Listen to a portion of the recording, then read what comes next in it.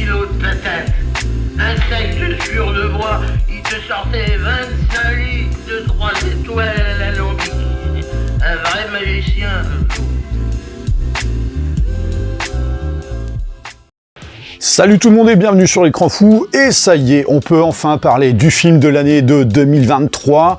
En 2024 par contre, à savoir Godzilla Minus One, qui effectivement aurait largement chamboulé mon top 10 de l'an passé si seulement j'avais eu l'occasion de le voir. Et oui, parce que pour rappel, le film n'a eu droit qu'à une sortie sur 2 jours et uniquement dans des salles spécialisées, donc 4DX ou IMAX, donc soi-disant pour rendre la sortie du film plus puissante et événementielle. Alors, sachant que d'autres disaient également que selon les experts ciné, et plus particulièrement experts en rentabilité ciné, le film étant asiatique, il serait considéré comme trop de niche et donc pas rentable sur la durée, plutôt que de se dire que ça va être finalement un blockbuster de monstre. Et donc qui dit blockbuster de monstre dit forcément qu'il y a un minimum de rentabilité, surtout pour un film à petit budget. Ce qui était finalement une excuse bien bidon quand à côté de ça, t'as des multiplexes, notamment en France, qui prennent 2 salles pour diffuser des films qui ne marchent pas comme Aquaman 2 ou The Marvels.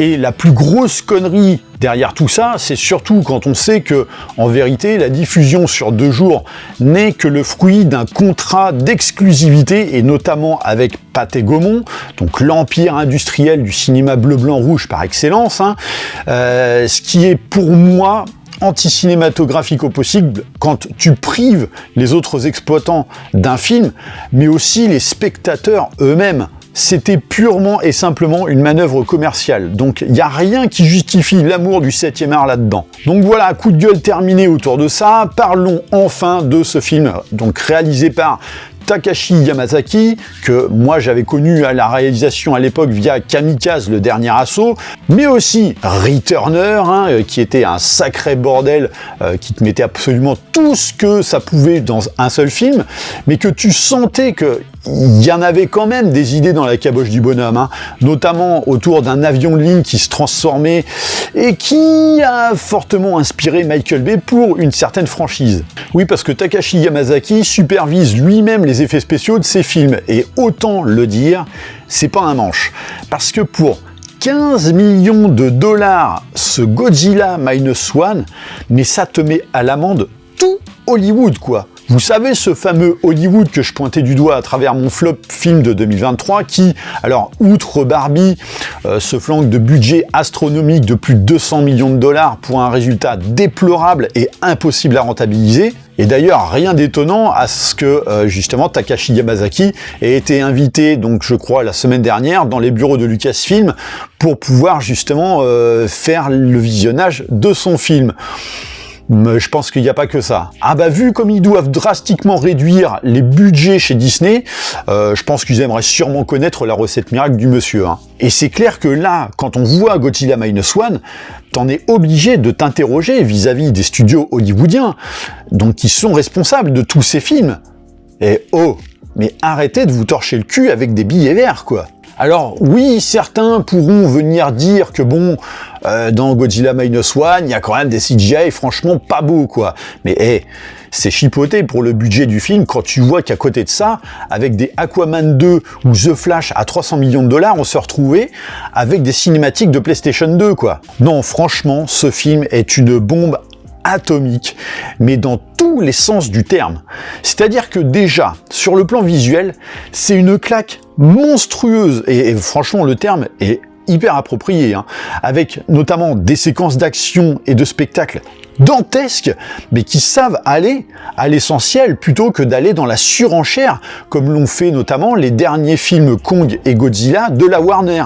Là, on n'a pas besoin d'avoir un Godzilla de 500 mètres de haut pour avoir cette idée de gigantisme. On joue déjà beaucoup sur le concept de contre-plongée, et donc on remet vraiment la perspective à hauteur d'homme.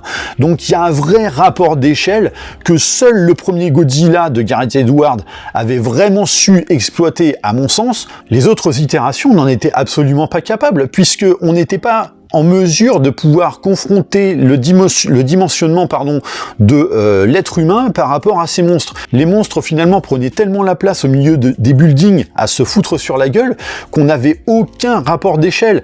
On avait vraiment ce sentiment de voir un petit peu les affrontements finaux dans les Power Rangers entre le fameux robot Megazord face aux gros monstres dans des décors avec des bâtiments faits en carton-pâte.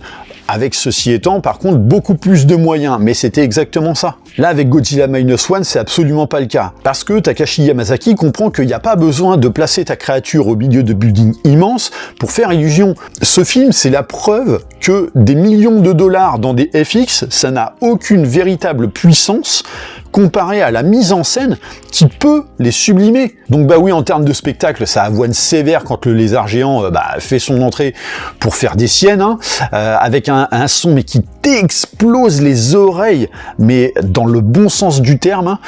Donc vraiment le travail sur le sound design est absolument dantesque. Mais c'est surtout que ce film a une petite originalité, c'est qu'il place volontairement son récit à une époque post-Seconde Guerre mondiale, et notamment Hiroshima, avec le traumatisme qu'a vécu le peuple japonais, puisque c'est là-bas que ça se passe, et donc peuple qui galère à se reconstruire sur tous les plans, et notamment psychologiques, et bien sûr avec le poids des remords. Et la caractérisation des personnages va vraiment de pair avec cette idée, notamment autour d'un personnage en particulier, qui était donc kamikaze et qui trimballe dans sa conscience le poids de l'échec, mais vous inquiétez pas, les autres personnages sont pas en reste. Donc ils ont déjà tous en vérité une histoire avant même que le film ne commence. Et c'est pour ça que ça les rend encore plus forts émotionnellement parlant, parce que on comprend leur vécu alors qu'ils n'ont pas encore subi le passage du lézard, quoi. Donc quand j'évoquais le fait que le film se met à hauteur d'homme, c'est pas que spectaculairement parlant, mais aussi dans le fond, puisque oui, on se met à leur place, on souffre et on craint avec eux, et ce, malgré ce qu'on sait de leur pays durant la guerre, qui a précédé les événements du film. Ce que, en l'occurrence, le film de Gareth Edwards de 2014 ne parvenait pas à faire, parce qu'il n'a jamais su caractériser au mieux ses personnages, et c'est ce qui lui faisait véritablement le plus défaut, quoi. Alors je parle évidemment pas des films suivants, parce que là c'était une cata, quoi. Donc d'un point de vue émotionnel, le film est vraiment à l'image de son show visuel, donc efficacement puissant, et surtout la caractérisation ne doit pas se limiter à eux, mais aussi à la créature. Et alors là, mais on n'a jamais vu un Godzilla aussi horrible, quoi.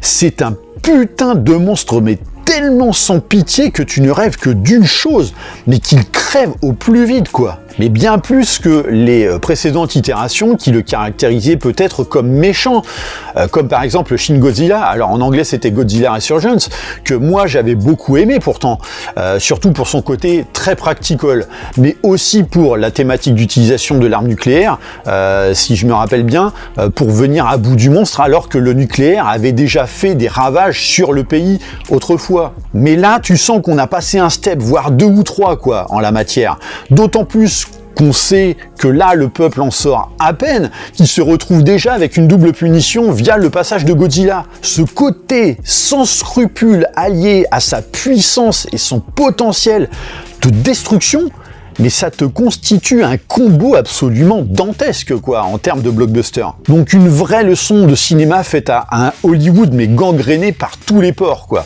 Donc voilà, Godzilla Minus One, c'est vraiment la preuve que la surenchère budgétaire systématique qu'on considère comme argument commercial ne prend absolument plus. On l'avait déjà vu l'an dernier avec The Creator et ses 80 millions de dollars de budget. Alors certes, qui n'est pas parfait, mais 80 millions de dollars et t'as pas un plan dans le film qui n'intègre pas un élément visuel résolument bien traité. Bah là, c'est encore plus la fessée, c'est la fessée supplémentaire et définitive, ce nouveau Godzilla, et qui te prouve que en plus le fond a son importance. Même dans un film de monstre, si on veut faire en sorte que l'impact dans la tête du spectateur soit absolu, quoi. Il faut qu'ils se sentent concernés, qu'ils puissent s'identifier aux personnages pour en comprendre le vécu, même si ce ne sont pas, comme ici, des gens auxquels on a envie de s'attacher, quoi. Bref, jetez-vous sur ce film, il faut vraiment le voir la première fois au cinéma. Enfin, je veux dire, voilà, il a été vraiment conçu pour ça, quoi. Un exemple tout con, on ne peut pas ne pas le voir en salle et par contre se jeter en salle obscure pour aller voir le futur Godzilla X Kong avec ce fameux lézard en mode Barbie, quoi. Donc voilà, n'hésitez pas à me dire ce que vous pensez de tout ça dans les commentaires. Bien sûr, pensez à liker et partager la vidéo. Pensez à vous abonner à la chaîne de manière à vous tenir informé des prochains contenus. Et moi, je vous dis à très bientôt pour une prochaine vidéo. Allez, bye!